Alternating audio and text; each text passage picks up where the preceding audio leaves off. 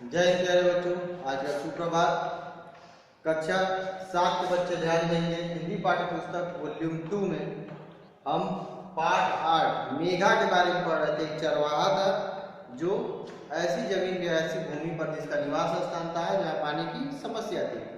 तो पठन कार्य में हमने पृष्ठ संख्या 20 पर पठन कार्य हमने छोड़ दिया था बीच में, और हम आगे पठन कार्य की तरफ अग्रसर होंगे। पठन कार्य को समाप्त करेंगे। पृष्ठ संख्या 20 पर आप देखेंगे तीसरे पैराग्राफ। दूसरे पैराग्राफ में क्या था, वो गायों को हाँक कर अपने घर की ओर चला गया। उस गड्ढे में कुपड़ी में जो पानी था बचा हुआ उसको गड्ढे में डाला और आग के पत्तों से ढक दिया। और ढकने के पश्चात क्या किया, गायों को हाँक कर, यानी हाँकने की, गायों को क्या किया जाता है, हाँका जाता है, यानी उन्हें बोला जाता है। चलने को एक इशारा होता है गायों को घर की ओर वापस हाँक कर या बुलाकर ले जाने के लिए। तो मेघा 2-3 दिनों तक इस बात को भूल गया। ये सब जो उसने किया, गड्ढे में कुपड़ी के बचे हुए पानी को डाला, आग के पत्तों से ढक दिया और एक पत्थर रख दिया उसके निशान के लिए। उसके पश्चात वो 2-3 दिन तक इस बात को भूल गया। तीसरे दिन जब वह भजन गा रहा था, नित्य की भांति वह भजन गा रहा था मोरचंग बजाते हुए, तो अचानक उसे उस गड्ढे का ख्याल आया, यानी ध्यान आया, याद आया। वह तुरंत उस गड्ढे के पास पहुंच गया। उसने आग के पत्तों को हटाया तो देखा पानी तो नहीं है, परंतु उसके चेहरे पर ठंडी भाप लगी। आग के पत्ते हटा के उसने देखा गड्ढे में पानी तो नहीं है, लेकिन ठंडी भाप उसके चेहरे पर लगी। पत्ता हटाते ही तो उसने आग के पत्तों को हटाया, पानी तो नहीं है, चेहरे पर ठंडी भाप लगी। उसके मस्तिष्क में कुछ तेजी से कौधा, उसके मस्तिष्क यानी दिमाग में, बुद्धि में तेजी से कौधा यानी तेजी से कुछ आया, ख्याल आया, विचार आया। वह विचार मग्न हो गया। विचार मग्न होना, मग्न अर्थात डूबना, विचारों में डूब जाना, विचार में डूब गया, खो गया। उसके दिमाग में यह बात आई कि जब 1/4 कुपड़ी पानी से यहाँ नमी रह सकती है, यानी जो कुपड़ी है, यानी जो मशक है, जो थैला है जिसमें पानी थी, उसमें 1/4 यानी आधे का भी आधा पानी वहां डालने से नमी रह सकती है, तो इस जमीन पर तालाब भी बन सकता है। ये उसके मस्तिष्क में विचार आया, उसके दिमाग में विचार आया कि अगर एक कुपड़ी के 1/4 हिस्से पानी से यहाँ नमी रह सकती है, तो तालाब निश्चित रूप से यहाँ बन सकता है, क्योंकि ये 1/4 कुपड़ी का जो पानी है वो 3 दिन बाद भी वहां जमीन नम है। तो वह पास ही खेजड़ी पर बैठ गया। खेजड़ी जो है, आप पृष्ठ के प्रारंभ में देखें तो पेड़ पर बैठा हुआ है, आराम की मुद्रा में वो बैठा हुआ है। तो खेजड़ी जो है, आप देखेंगे उसमें लिखा है, एक पेड़ होता है जिसमें बबूल की तरह कांटे होते हैं। यह बहुत ही पवित्र माना जाता है। खेजड़ी या समी का वृक्ष आज भी आप देखेंगे जिसकी पत्तियां छोटी होती हैं, उसमें छोटे छोटे कांटे भी होते हैं। वो पूजा करने योग्य होता है, उसे लोग पवित्र मानते हैं, उसकी पूजा करते हैं। हमारे यहाँ हिंदू धर्म परंपरा में समी के वृक्ष की पूजा होती है, वही समी का वृक्ष जिसे खेजड़ी कहते हैं। खेजड़ी का आप शब्द अर्थ देखेंगे,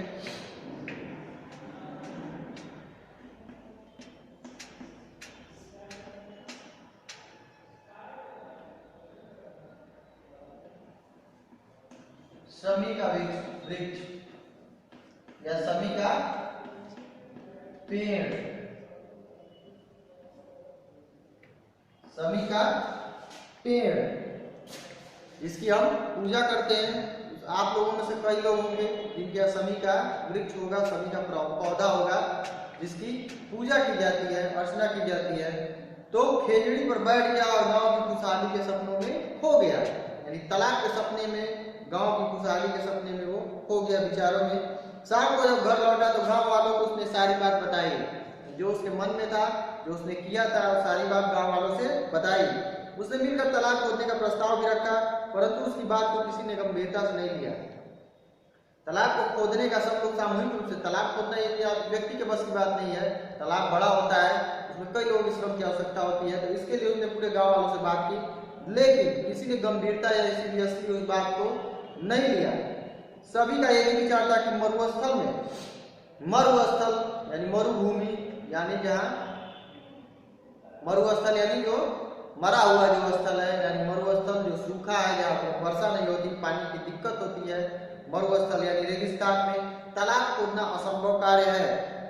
तालाब खोदना असंभव कार्य है। कहा जाए कि आप चले जाओ वहाँ रेगिस्तान में, आपको एक तालाब खोदनी है, वहाँ पानी का बावड़ी बनाना है, तालाब बनाना है, तो आप सोचने लगेंगे कि जहाँ बारिश ही नहीं होती है वहाँ तालाब खोदना और कठोर मिट्टी में तालाब खोद के और फिर तालाब के लिए जमीन बनाना बहुत मुश्किल कार्य है, असंभव कार्य है।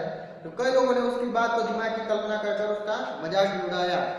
कई लोगों ने ये कहा कि ख्याली पुलाव पका रहा है, दिमाग में बस बैठे बैठे सोच रहा है, उसका मजाक उड़ाया। मेघा जीवट और दृढ़ निश्चय वाला इंसान था। मेघा जीवट और दृढ़ निश्चय, जीवट यानी जुझारूपन, साहस, पराक्रम, समस्या के साथ जूझना, समस्या के साथ लड़ना। दृढ़ निश्चय वाला इंसान था, न डिगने वाले निश्चय का, यानी एक बार जो निश्चय कर लिया उसे पूरा करके ही वो रुकेगा। वह गांव वालों की बात से हतोत्साहित नहीं हुआ। हतोत्साहित मतलब उत्साह उसका हद यानी समाप्त नहीं हुआ, उसका उत्साह खत्म नहीं हुआ। उसने निश्चय किया कि वो तालाब खुद ही खोदेगा, यानी अपने आप स्वयं अकेले खोदेगा, किसी से सहायता नहीं लेगा। उसे अपने पुरुषार्थ यानी पौरुष, पुरुष का जो बल होता है यानी पुरुष का जो पराक्रम होता है तो पुरुषार्थ कहते हैं, पुरुष का बल, यानी उसे अपने बल पर और ईश्वर पर भरोसा था। पुरुषार्थ पे देख लेंगे यहाँ पे जीवन,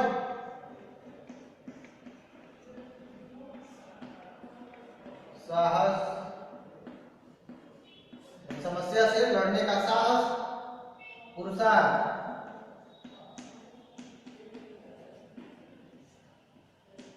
पुरुषार्थ आपका है पौरुष या पुरुष का बल या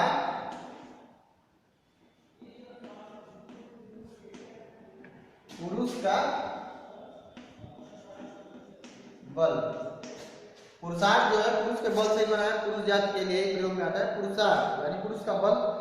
ईश्वर भरोसा था, भगवान का नाम लेकर उसने अपना कार्य आरंभ किया, शुरू किया। वह प्रतिदिन फावड़ा और कुदाल लेकर अपनी गायों को चराने ले जाता है। अब वो गायों को चराने के साथ साथ एक अन्य कार्य के लिए भी जाता, अपना फावड़ा और कुदाल जो जमीन खोदने के काम आती है वो लेके जाता है। गाय एक ओर चलती रहती है और दूसरी ओर तालाब की खुदाई करता रहता है, यानी अब उसने संगीत और मोर्चे में बजाना छोड़कर गाय उसकी चल रही है और आराम करने की जगह वह तालाब की खुदाई का कार्य प्रारंभ करता रहा, चलता रहा। कई वर्षों तक उसकी यही दिनचर्या रही, एक दो दिन नहीं, कई वर्ष तक उसकी दिनचर्या यानी प्रतिदिन का ये कार्य था। गायों को ले जाना, गायें चल रही हैं और वह स्वयं कुदाल और फावड़ा लेकर उस मरुस्थल या उस मरुभूमि में जमीन में तालाब खोदने का कार्य कर रहा था। उसने किसी की परवाह नहीं की, सतत अपने काम में लगा रहा। सतत यानी लगातार, अनवरत, सतत यानी लगातार। इसे इंग्लिश में आप क्या कहते हैं? कंटिन्यू, यानी बराबर, लगातार, सतत, बिना रुके अपने काम में लगा रहा, यानी वो कार्य करता रहा, किसी की परवाह नहीं की। कई वर्ष बीत गए। मेघा ने अपने कठिन और अथक परिश्रम से तालाब खोद ही लिया। कई वर्ष बीतने के पश्चात प्रतिदिन वो यही कार्य करता रहा, खोदते खोदते खोदते उसने तालाब खोद लिया। थोड़ी बरसात हुई तो उसमें पानी इकट्ठा हो गया। वहाँ बरसात कम होती है मरुस्थल वाले जगहों में, तो वहाँ जब थोड़ी सी बरसात हुई तो थोड़ा पानी उसमें इकट्ठा हो गया। गांव वालों ने देखा तो आश्चर्य का पारावार यानी सीमा, आश्चर्य की सीमा न रही, आश्चर्य का ठिकाना न रहा, यानी वो आश्चर्यचकित हो गए देखकर कि इस गड्ढे में पानी भी रुका है। कल तक जो मेघा का मजाक उड़ा रहे थे वे उसकी प्रशंसा करने लगे। जो लोग कल मेघा का मजाक उड़ा रहे थे कि मरुस्थल में तालाब खोदोगे, खोदते रह जाओगे, कोई फर्क नहीं पड़ने वाला है, कोई फायदा नहीं होने वाला है, वो उसकी प्रशंसा करने लगे। वैसे लोग, उन्हें तालाब में अपनी खुशहाली दिखाई देने लगी। सारे गांव के लोग उस तालाब के द्वारा अपने गांव की खुशहाली, फसलों का जो विकास क्रम है, यानी फसलों के लिए जो पानी चाहिए, पेड़ पौधों के लिए पानी चाहिए, उन्हें अपने पेयजल के लिए पानी चाहिए, वो खुशहाली उनको नजर आने लगी। सबने उसका साथ देने का निर्णय किया। तो छोटे गड्ढे में जितना उसने क्षमता में अपने कई वर्षों की मेहनत से जो गड्ढा खोदा, तो उसमें जब पानी रुका तो गांव वालों ने कहा जब इतने गड्ढे में पानी रुक सकता है तो क्यों न मेघा का साथ दिया जाए और गड्ढे और तालाब को अच्छे से खोद कर और बड़ा किया जाए। तो सबने उसका साथ दिया, सब उसके साथ तालाब खोदने में जुट गए। यह काम लगातार 12 वर्षों तक चलता रहा, यानी पूरे क्रम में खोदने से और अंत खत्म होने तक 12 वर्षों का एक क्रम था। तालाब खोदने का काम पूरा हो चुका था, थोड़ा काम बाकी था। इसी दौरान एक दिन दुखद घटना हुई और मेघा की मृत्यु हो गई। इसी बीच में तालाब का कार्य अपने समापन पे था, समाप्ति की ओर था, तालाब पूरा होने वाला था। इसी बीच में एक दुखद घटना हो गई, मेघा की मृत्यु यानी मेघा की मौत हो गई। मेघा का संकल्प गांव की खुशहाली का सबब बन गया। मेघा ने जो संकल्प किया था अपने गांव वालों के लिए, अपने लिए, अपने गांव के लिए, गांव की खुशहाली के लिए, यह जो संकल्प था गांव की खुशहाली का सबब यानी गांव की खुशहाली का कारण, सबब यानी कारण, रीजन, यानी उसने जो सोचा था उसने उसका भला हुआ हो या ना हुआ हो, लेकिन गांव के लोगों के लिए उसने खुशहाली के रास्ते खोल दिए। गांव वालों ने तालाब के किनारे मेघा की याद को जिंदा रखने के लिए एक छतरी बनवाई। इस चित्र में आप देखेंगे मेघा की छतरी लिखा हुआ है पृष्ठ संख्या 21 पर सबसे ऊपर, यही है वो छतरी से आप देखेंगे तो लिखा हुआ है कि मेघा के लिए छतरी बनवाई, मंदिर जैसा एक छतरी यानी छत, उसकी याद में ये मेघा का स्थान है, यहाँ मेघा रहता है। धीरे धीरे मेघा का सम्मान पूजा में बदल गया और वो छतरी बनवाने के पश्चात वहां मेघा के नाम पर पूजा होने लगी, पूजा चढ़ने लगी, तो लोग उसकी पूजा करने लगे। और करे भी क्यों नहीं, और करे भी क्यों नहीं, वो अकेला व्यक्ति उसने गांव को खुशहाली का रास्ता दिखाया, अकेले दम उसने तालाब खोद दिया जहां उस कार्य को लोग असंभव कह के उसका मजाक उड़ाते थे। मेघा ने उनके जीवन में खुशहाली का उपहार जो दिया था, मेघा के कारण ही उनके जीवन में, गांव वालों के जीवन में खुशहाली आई थी। यह तालाब आज भी भाप गांव में स्थित है, ठीक है, भाप गांव उस जगह का नाम है राजस्थान में, भाप गांव में आज भी तालाब स्थित है, सत्य घटना पे है। स्थानीय लोग इस गांव को बाप नाम से पुकारते हैं। भाप गांव, ये बिगड़ा हुआ रूप, उसको लोग आसपास के लोग क्या बोलते हैं, बाप, तो बाप गांव पुकारते हैं, जो कि 500 वर्ष बीत चुके हैं, यानी इस घटना को हुए 500 साल बीत चुके हैं, लेकिन आज भी वो तालाब मेघा की जीवटता, साहस, पराक्रम, दृढ़ निश्चय यानी न डिगने वाले, न हिलने वाले निश्चय और परिश्रम यानी उसकी मेहनत की कहानी कह रहा है। ये संकलित है, एक सत्य घटना पर आधारित है। राजस्थान में एक जहाँ गांव है भाप गांव, वहीं पे ये मंदिर निर्मित है। दशरथ मांझी के बारे में आप देखेंगे, येलो बॉक्स में दिया हुआ है दशरथ मांझी। दशरथ मांझी भी माउंटेन मैन उनके नाम से मतलब उनको बुलाया जाता है। उन्होंने पहाड़ को काटकर रास्ता बना दिया था, तो उसके बारे में लिखा हुआ है कि बिहार के दशरथ मांझी को माउंटेन मैन के नाम से भी जाना जाता है। ये बिहार के गया जिले के गहलौर गांव के एक गरीब मजदूर थे और इन्होंने अकेले ही केवल एक हथौड़ा और छेनी, हथौड़ा होता है इससे आप परिचित है, छेनी जो होता है हथौड़े के साथ चोट करके, एक नुकीला लोहे जैसा औजार होता है जिस पर चोट करके हम दीवार या किसी चीज को तोड़ते हैं या फोड़ते हैं। पतला सा होता है लोहे के जैसा, बिल्कुल नुकीला आगे होता है और पीछे उस पर लोग हथौड़ी से चोट करते हैं और सामने जिस पे वो छेनी लगाई जाती है वो टूट जाता है। तो हथौड़ा छेनी लेकर, हथौड़े छेनी से, बाकी और कोई भी इंस्ट्रूमेंट उनके पास नहीं था, कोई मशीन नहीं थी, सिर्फ हथौड़ा और छेनी लेकर पहाड़ को काटकर 360 फुट लंबी, 30 फुट चौड़ी और 25 फुट ऊंची सड़क बना डाली।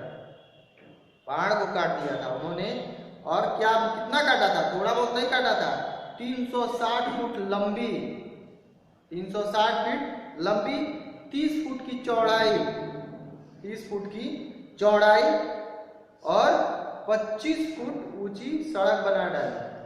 25 फुट ऊंची, यानी जो जमीन वहां धराता था पहाड़ को काट कर 25 फुट ऊंचाई पे उस सड़क का निर्माण किया। 22 वर्षों की मेहनत के पश्चात, यानी 22 वर्ष उनको लगे थे उस सड़क को बनाने में। दशरथ मांझी द्वारा बनाई गई सड़क से अतरी और वजीरगंज ब्लॉक की दूरी 55 किलोमीटर से घटकर मात्र 15 किलोमीटर रह गई। यानी उन्होंने उस रास्ते को बनाया, उस दूरी को अपने गांव से और उस गंतव्य तक जाने की जो दूरी थी, जो मुख्य सड़क थी शहर जाने वाली, उस दूरी को उन्होंने घटा लिया, कम कर लिया। 55 किलोमीटर से घटकर वो 15 किलोमीटर रह गई। मांझी बेहद पिछड़े इलाके से आते थे, जिस गांव में रहते थे उसमें न बिजली थी न पानी था। ऐसे में छोटी छोटी जरूरतों के लिए या तो पहाड़ को पार करना पड़ता था या उसका चक्कर लगाकर जाना पड़ता था। उनकी पत्नी का नाम था फाल्गुनी देवी, मांझी पर पहाड़ काटकर रास्ता बनाने का जुनून तब सवार हुआ, यानी वह व्यक्ति उस पहाड़ को नहीं काटता, उसका जुनून यानी उसको करने का जो जज्बा था उसके ऊपर तब सवार हुआ, यानी पहाड़ को तोड़ने का निश्चय तब किया उसने जब उनकी पत्नी पहाड़ के दर्रे में गिर गई। पहाड़ के बीच में एक पतली जो पतला जो दर्रा होता है, पहाड़ को पार करते वक्त क्या होता है, एक जगह बन जाती है दर्रे में, जिसमें आदमी फंस जाता है, मृत्यु भी हो सकती है, निकल नहीं पाता है। तो सकरे दर्रे में गिर गई। वे अपनी पत्नी को लेकर डॉक्टर के पास भागे, इलाज के लिए पत्नी को डॉक्टर के पास लेकर भागे, लेकिन अस्पताल क्या था, बहुत दूर था, और उस पहाड़ की वजह से बीच रास्ते में ही उनकी मृत्यु हो गई। उन्हें समय पर दवा न मिल सके, अगर समय पर अस्पताल पहुंच गई होती उन्हें बचाया जा सकता था। यह बात उनके मन में घर कर गई। इसके बाद दशरथ मांझी ने संकल्प किया कि वह अकेले दम पर पहाड़ों के बीच से सड़क निकालेंगे और अतरी व वजीरगंज की दूरी कम करेंगे। उस व्यक्ति ने अकेले दम पर छेनी हथौड़े से उस पहाड़ को तोड़ दिया, और सिर्फ उनकी पत्नी की मृत्यु ने उनको इतना व्याकुल कर दिया कि उसको पहाड़ को तोड़कर उन्होंने उस रास्ते की दूरी को कम कर दिया। अब ना किसी को पहाड़ चढ़ना पड़ता, ना कोई दर्रे में गिरता, ना किसी की मृत्यु होती, ना कोई घूम कर जाता, जिससे उसके इलाज में देरी होती। पठन कार्य आपका समाप्त हो गया। अगली कक्षा में हम अभ्यास प्रश्नों की ओर बढ़ेंगे। अभी के लिए कक्षा आपकी समाप्त।